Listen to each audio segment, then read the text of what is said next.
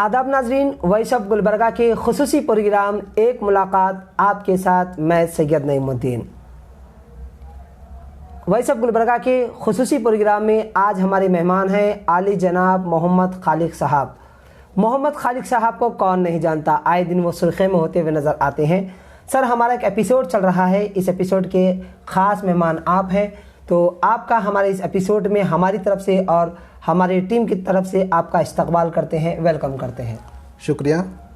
तमाम voice of Gulbarga के नाजरीन को और Syed Naimuddin managing director voice of Gulbarga को हम अपनी दिल की गहराइयों से मुबारकबाद देते हैं, क्योंकि इन्होंने जो कदम उठाया है, सोशल मीडिया पर जो एपिसोड्स इन्होंने चलाया है, वो जनता के अवाम के बीच रहते हुए और जनता के मसले को उठाते हुए इन्होंने अपनी इमारत खड़ी की है। इसीलिए हम नईमुद्दीन एंड टीम को अपनी तरफ से मुबारकबाद पेश करते हैं। सर, सवालों की तरफ आगे बढ़ते हैं। सबसे पहले आप अपना मुख्तसर सा इंट्रोडक्शन दीजिए। इस नाचीज़ को मोहम्मद खालिक के नाम से जानते हैं। गुलबर्गा के सभी नौजवान और बुज़ुर्ग लोग इस नाचीज़ को थोड़े से अंदाज में पहचानते हैं, जानते हैं। और मैंने यहाँ से गुलबर्गा से अपना स्कूलिंग कंप्लीट किया है। पीयूसी डिग्री और master degree Gulbarga university Gulbarga से मैंने कंप्लीट किया है। एमबीए मैंने किया है मार्केटिंग में, मार्केटिंग फील्ड में, और कई कंपनीज़ एमएनसी कंपनीज़ में मैंने काम किया है। सर, सवालों की तरफ आगे बढ़ते हैं। आप एक अच्छे बिजनेसमैन माने जाते हैं, आपका बिजनेस भी माशाल्लाह बहुत अच्छा है, तो आप बिजनेसमैन होते हुए सियासत की तरफ किस तरीक़े से राग़िब हो गए? जी, जब मैंने एमबीए कंप्लीट किया 2009 में, उसके बाद मैंने एमएनसी कंपनी में काम किया। जैसा मैंने बताया, कंपनी एक दिल्ली की थी जहाँ पर मैं काम करता था, और एक कंपनी थी गुजरात की जहाँ पर मैंने वहाँ पर भी एमएनसी कंपनी में काम किया। थोड़ा बहुत तजुर्बा मैंने हासिल किया और मेरे जहन में एक बात आई कि मैं क्यों नहीं गुलबर्गा में अपना छोटा सा इंटरप्राइजेस चालू करके लोगों को यहाँ के सर्विस दूँ। इसीलिए मैंने ये कदम उठाया और यहाँ पर मुझको कामयाबी मिली और मुझको आगे भी बढ़ना है बिज़नेस में, और कई बिजनेसमैन से मेरे ताल्लुकात अच्छे हैं और मैंने उनसे मिला है, मिल के उनसे अपना एक्सपीरियंस भी हासिल किया है।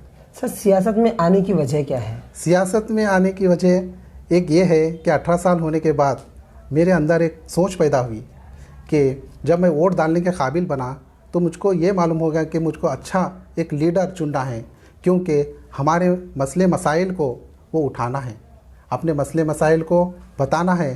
क्योंकि जब एक लीडर अपनी बात पुरतरोस अंदाज में रखेगा, वही लीडर को हम कई लीडर्स को हमने देखा है, जैसे बिना नाम लिए कोई शख्स सियासत में नहीं रह सकता। डॉक्टर खबरुल इस्लाम साहब, उनके साथ हमने कई मीटिंग्स किए, उनके साथ रहे, उनसे बात किए। उनका अंदाज़, उनका लहजा, उनका तमीज़, उनकी जो सियासत में जो इल्म था, सियासत के जो तजुर्बे थे, हमको जानने के लिए थोड़ा सा मौका मिला, और उनके जो इर्द गिर्द लोग थे उनसे भी हमको जानने का थोड़ा मौका मिला। ऐसे कई लीडर्स आए गुलबर्गा में, अपनी छाप छोड़ दिए, मगर ये कमर साहब का जो छाप है वो आज भी गुलबर्गा के अवाम के दिल और दिमाग में मौजूद है। इसीलिए हमें कई लीडर्स को मिलने के बाद, जानने के बाद, हमें भी एक शुरूर पैदा हुआ, एक जोश पैदा हुआ कि क्यों नहीं हम भी सियासत में आने के लिए सोशल एक्टिविटीज़ के काम करें, थोड़े बहुत करके अपने एक पहचान बनाए और सियासत में आने का मौका मिले। सर, हमने देखा है लॉकडाउन में काफ़ी सारी आपने खिदमत भी अंजाम दी है, लॉकडाउन में भी आप काफ़ी सुर्खी में भी रहे हैं। अब आए दिन देख रहे हैं कि आप सुर्खी में होते हुए नज़र नहीं आ रहे हैं, इसका रीज़न क्या है, इसकी वजह क्या है? लॉकडाउन से पहले और लॉकडाउन में भी जितना हो सकता था, मेरा एक सोसाइटी है सैम वेलफेयर सोसाइटी, और मैं उसका प्रेसिडेंट होने के नाते जितने भी जैसा मास डिस्ट्रीब्यूशंस होंगे, पानी की किल्लत होंगे, मैंने टैंकर्स भी प्रोवाइड किए। आज भी वॉइस ऑफ गुलबर्गा के वेबसाइट्स के ऊपर मौजूद है, और हमने जब भी ज़रूरत महसूस हुई, हम अपनी तरफ से जितना भी होता था आवाम को हमने फैसिलिटीज़ प्रोवाइड किए हैं और इंशाल्लाह आने वाले दिनों में भी हम करते जाएंगे, क्योंकि अभी सुर्खियों में हम नहीं रहे ऐसी तो कोई बात नहीं है, मगर हम लोग आवाम के बीच में हैं, आवाम से रब्ता कर रहे हैं और आवाम से मिल रहे हैं, उनके हालचाल को जान रहे हैं। जितना हो सक रहा है हम लोग फेसबुक पे या व्हाट्सएप पे नहीं डाल के हम उनकी मदद करने की कोशिश कर रहे हैं और आवाम भी इससे खुश है। सर, आप जो कि कांग्रेस के लीडर भी हैं, लीडर माने भी जाते हैं, आपके आए दिन सुर्खियों में भी होते हैं, तो नॉर्थ में जो हंगामा चला हुआ है तो इसको आप किस एंगल से देखते हैं, किस नज़र से देखते हैं? एमएलए को लेकर जिस तरीके से लोगों में खलबशार होता हुआ नज़र आ रहा है, तो आप किस तरीके से देखना चाहते हैं?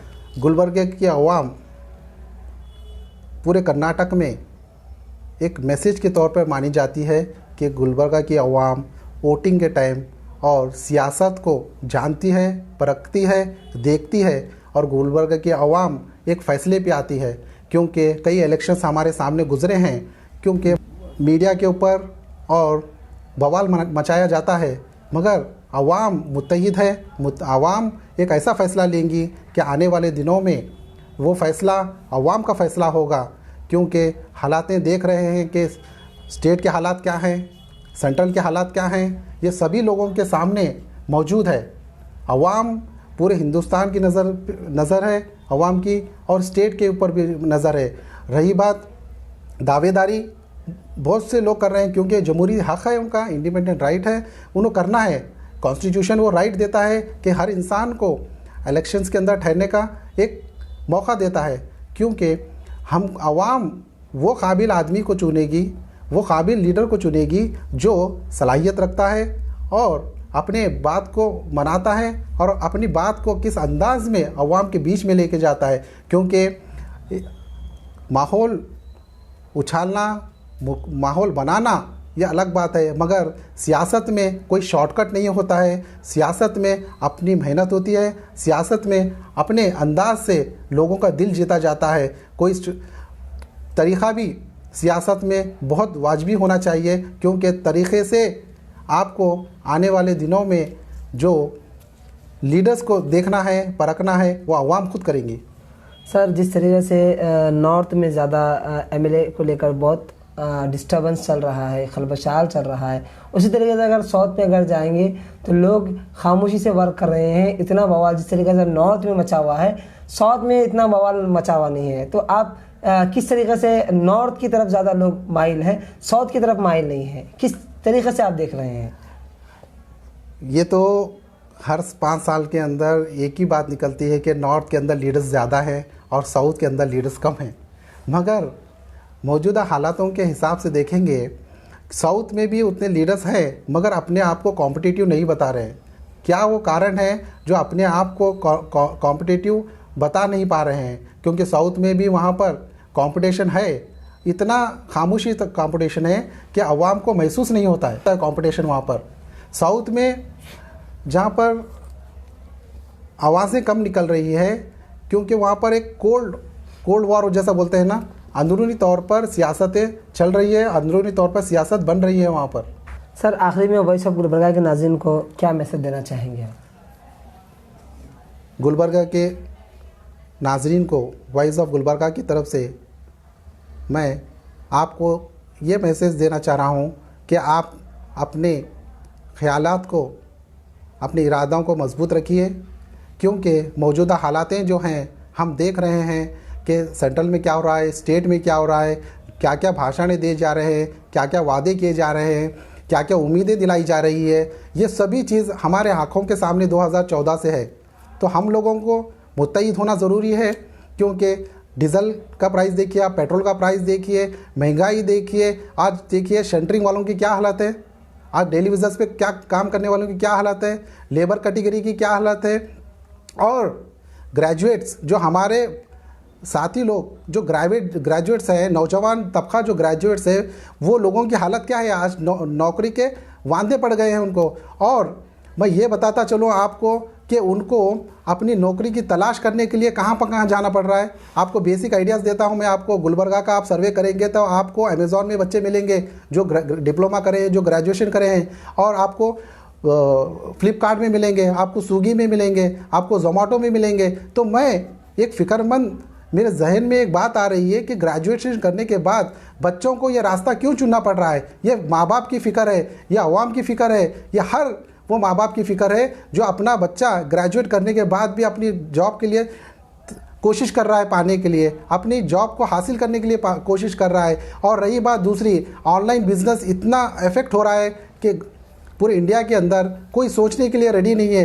देखिए, मैं बताना चलूँ आपको, फ्लिपकार्ट होंगे, अमेज़ॉन होंगे और जितने भी ऑनलाइन एप्लीकेशंस होंगे, ऑनलाइन एप्लीकेशंस पूरे मार्केट को कैप्चर कर चुके हैं। क्योंकि देखिए, ये होने से क्या हो रहा है, चप्पल बेचने वालों की क्या हालत है आज, किराना दुकानों वालों की क्या हालत है आज, आईटी इंडस्ट्री की क्या हालत है आज एक्सपेंसेस इतने बढ़ गए हैं कि हमको जो मार्जिन नहीं मिल रहा है, वो मार्जिन आज बड़े बड़े 4 से 5 कंपनी के लोग कमा रहे हैं। हमें ये सभी चीज़ों के ऊपर गौर फिक्र करना है और अपने फ़ैसले को लेना है, क्योंकि आमदनी इतनी कम हो रही है और अखराजात और ख़र्चे बढ़ते जा रहे हैं। अब मैं आपको और बताता चलूँ कि मौजूदा हालातों के अंदर साइकिल दुकान काम करने वालों की क्या हालत होंगी, डेली बिजनेस पे काम करने वालों की क्या हालत होगी, शंटरिंग, और एक बार रिपीट कर रहा हूँ मैं, शंटरिंग काम करने वालों की क्या होगी, ऑटो चलाने वालों की क्या हालत होगी। सभी लोगों की कमाई घटते जा रही है, दिन ब दिन घटते जा रही है, क्योंकि ऑनलाइन बिजनेस इतने हो चुके हैं कि पढ़ा लिखा तबका जो बाहर नहीं निकल रहा है, सिर्फ ऑनलाइन बुक कर रहा है अपने ऑर्डर्स। जब ये समझदारी आएंगी तभी जाके किराना शॉप के भी आपको प्रॉफिट नज़र आएगा, उनका ग्रोथ नज़र आएगा, क्योंकि ऑनलाइन बिजनेस होने से कई फैमिलीज़ को अफेक्ट हो रहा है। कमाई उतनी नहीं हो रही। एक डेली बिजनेस, एक ऑटो चलाने वाला, एक रिक्शा चलाने वाला, एक शटरिंग काम करने वाला, एक डेली बिजनेस में काम करने वाला, एक किसान भी काम करने वाला, उसकी आमदनी उतनी नहीं हो रही है जितने उसके अखराजात हो रहे हैं। दिन में वो 400 रुपये कमाएगा क्या, 300 रुपये के खाना खाएगा क्या वो एक फैमिली को चलाने के लिए, तो उसकी सेविंग सिर्फ 100 रुपीज़। और जब कोई प्रॉब्लम आए तो बताइए कि हॉस्पिटल्स को पैसा कहाँ से डालेंगे। ये सबसे बड़ा फिक्र है, क्योंकि आमदनी नहीं बढ़ रही है। आमदनी बढ़ना बहुत वाजिबी है, मगर आमदनी क्यों नहीं बढ़ रही है ये गवर्नमेंट को सोचना था, क्योंकि कई तंजीमों ने गुलबर्गा के ये आवाज़ उठाई, अपनी आवाज़ को बुलंद किया और गवर्नमेंट को जगाने की कोशिश की। मगर गवर्नमेंट जो डेली बिजनेस पे काम करने वाले हैं, जो 70% जो गरीब तबका है हिंदुस्तान का, उसके बारे में आज तक ये गवर्नमेंट ने कोई ऐसा भरपूर स्टेप नहीं लिया। क्योंकि आपको ये बताता चलूँ, सिद्धरामैया गवर्नमेंट ने शादी ब्याह का ऑप्शन रखा था, उससे गरीब लोगों को हेल्प होता था, सर्वशक्ति लोन्स आते थे, उसका भी हेल्प होता। आज बताइए, माइनॉरिटी के कई फंड्स को अबॉलिश किया गया। तो मैं गुलबर्गा की आवाम को और एक बार अपने दिल की गहराइयों से मुबारकबाद देता हूँ कि ये कोई लास्ट इंटरव्यू नहीं है, इसके बाद इंटरव्यूज़ आते जाएंगे, अपने ख्यालात का इज़हार करते जाएंगे। काफ़ी सारी मालूमात मोहम्मद खालिक साहब से भी है। बहुत कम वक्त में उन्होंने बहुत अच्छा सा तारुफ कराया है, बहुत अच्छा सा उन्होंने इंटरव्यू दिया है। मिलते हैं अगले एपिसोड के साथ, नए मेहमान के साथ।